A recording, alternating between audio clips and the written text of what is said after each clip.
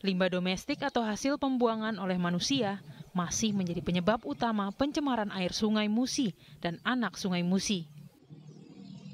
Salah satunya adalah sampah plastik, seperti yang terlihat pada aliran anak sungai Sekanak ini. Masih banyaknya tumpukan sampah yang menggenang di permukaan air. Selain menjadi salah satu penyebab terjadinya banjir, air yang tercemar ini pun menjadi tidak layak konsumsi bagi masyarakat.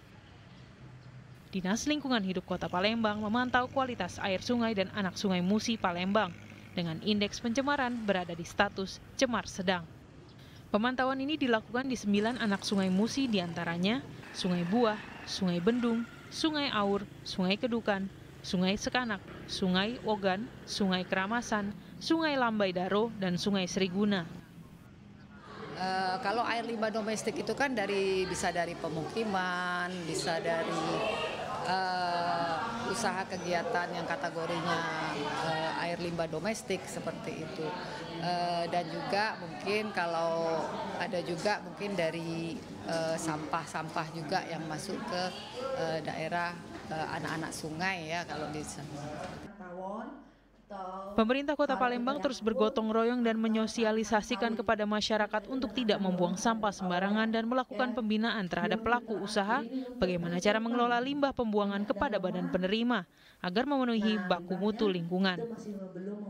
Himbauan ini menjadi fokus pemerintah Kota Palembang dalam menjaga kebersihan lingkungan dan normalisasi fungsi sungai dan saluran air. Tim Liputan Kompas TV.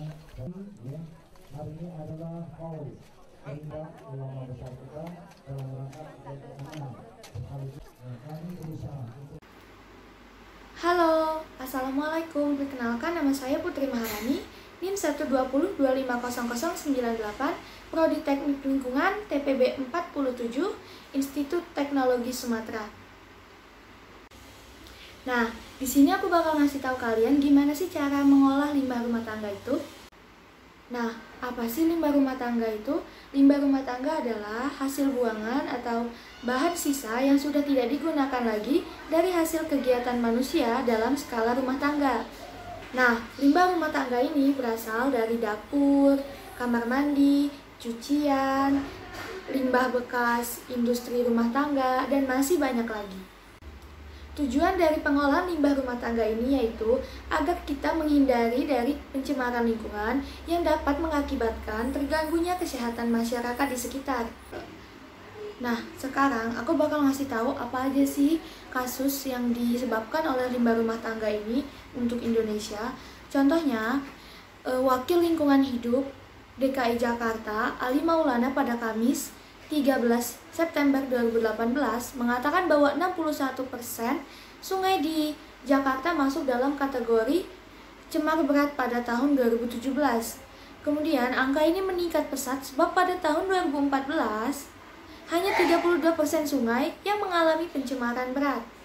Sementara itu, sungai yang masuk kategori cemar ringan dan sedang tahun 2017 sebanyak 12% dan 17%.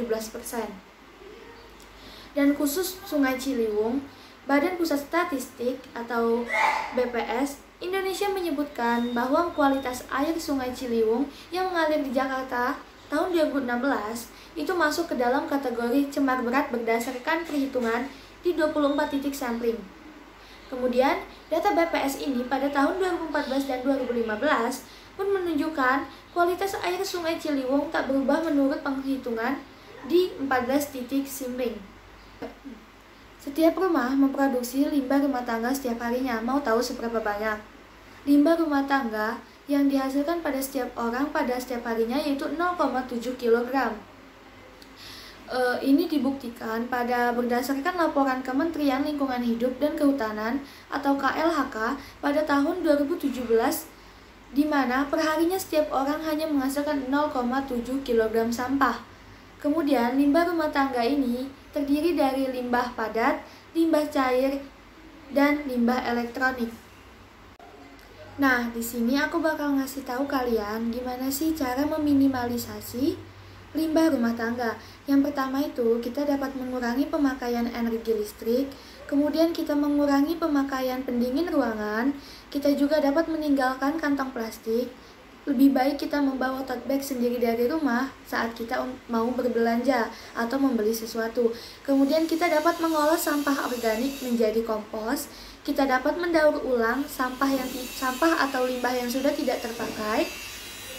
Kemudian kita batasi pemakaian deterjen untuk mengurangi limbah zat cair, dan kita dapat menanam tanaman air di selokan. Nah, di sini aku mau ngasih tahu kalian gimana sih cara pengelolaan limbah padatan rumah tangga. Nah, sebelumnya aku mau ngasih tahu kalau pengelolaan limbah padat rumah tangga dengan cara dibakar maupun landfill saat ini sudah tidak optimal. Karena ketersediaan lahan tempat pemrosesan akhir atau TPA sudah kritis. Ditambah lagi untuk mencari alternatif TPA baru akan sulit, apalagi untuk di kota besar. Nah, di sini kita ada teknologi biodrying yaitu merupakan pengelolaan limbah padat dengan sistem desentralisasi, yang dimana limbah padat akan mengalami biokonversi mekanikal biologikal. Kemudian, pada praktiknya, reaktor biodrying ini memproses limbah padat dengan kadar air tinggi yang sudah dicacah dan menghasilkan output limbah padat kering sebagai bahan bakar pengganti batu bara. Nah, panas yang dihasilkan dari proses dekomposisi aerobik senyawa organik dikombinasikan dengan udara berlebih yang berfungsi untuk mengeringkan limbah padat. Nah, jadi biodrying adalah salah satu pengelolaan limbah padat yang optimal saat ini. Karena kan teknologi biodrying ini menggunakan sistem desentralisasi, yang dimana sistem tersebut adalah salah satu sistem yang optimal pada saat ini untuk pengolahan limbah padatan rumah tangga. Nah, jadi kalian udah tahu kan gimana cara meminimalisasi limbah rumah tangga atau untuk pengolahan limbah rumah tangga. Jangan lupa diterapin, karena satu gerakan kebaikan yang kalian mulai akan membawa dampak baik untuk ke depan. Selamat mencoba. Wassalamualaikum warahmatullahi wabarakatuh.